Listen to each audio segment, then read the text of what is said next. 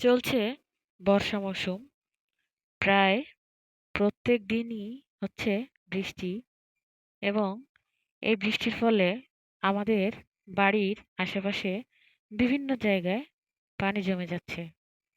ফুলের টব, পুরনো ড্রাম, ছাদ বাগান, পুরনো বালতি, ছাদের বিভিন্ন জায়গায় পানি জমছে।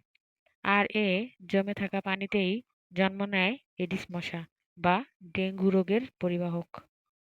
আমাদের একটু অসাবধানতার কারণেই প্রচুর পরিমাণে মশার জন্ম হয় আমাদের চারপাশেই।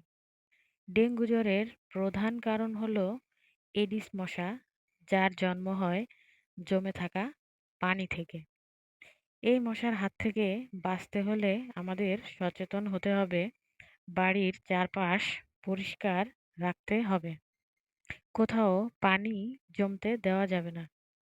আপনারা যা মনে রাখবেন, ৩ দিন পর পর জমে থাকা পানি ফেলে দিন। ডেঙ্গু রোগের এটিই সবচেয়ে কার্যকর অভ্যাস। চলুন জেনে নেই এডিস মশা কখন কামড়ায়। এডিস মশা দিনে ও রাতে কামড়াতে পারে, তবে এটি সবচেয়ে বেশি কামড়ায় সকালে এবং বিকেলের শেষ ভাগে। এবার চলুন জেনে নেই এই ডেঙ্গু জ্বরের লক্ষণ কি কি।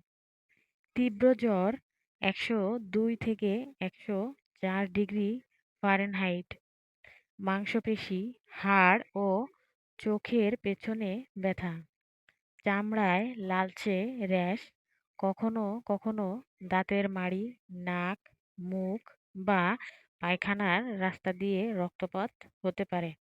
ডেঙ্গু হলে বা লক্ষণ দেখা দিলে দ্রুত ডেঙ্গু পরীক্ষা করান। তরল জাতীয় খাবার বেশি করে খান। প্যারাসিটামল ছাড়া অন্য কোনো ওষুধ বা ব্যথানাশক ওষুধ খাবেন না। ডেঙ্গু সম্পর্কে পরামর্শের জন্য স্বাস্থ্য বাতায়নের ১৬২৬৩ এই নাম্বারে যোগাযোগ করুন। ডেঙ্গু থেকে বাঁচতে প্রধান একটি অন্যতম হাতিয়ার হতে পারে মশারি। হ্যাঁ, আমরা প্রত্যেকদিন নিয়মিত যদি মশারি ব্যবহার করি ঘুমানোর পূর্বে বা যে সময়টাতে ডেঙ্গুর প্রকোপ বেশি থাকে, যেমন সকালের দিকে এবং বিকালের শেষ ভাগে সন্ধ্যার দিকে, ওই সময়টাতে যদি আমরা যে এলাকাতে ডেঙ্গুর প্রকোপ বেশি বা মশার প্রকোপ বেশি, ওই সময়টাতে যদি আমরা মশারি ব্যবহার করতে পারি তাহলে ডেঙ্গু থেকে আমরা রক্ষা পেতে পারি। সর্বোপরি বাসায় কোথাও বা বাসার আশেপাশে কোথাও বৃষ্টির পানি বা কোনো প্রকার ময়লা পানি জমতে দেওয়া যাবে না। নিয়মিত মশারি ব্যবহার করতে হবে।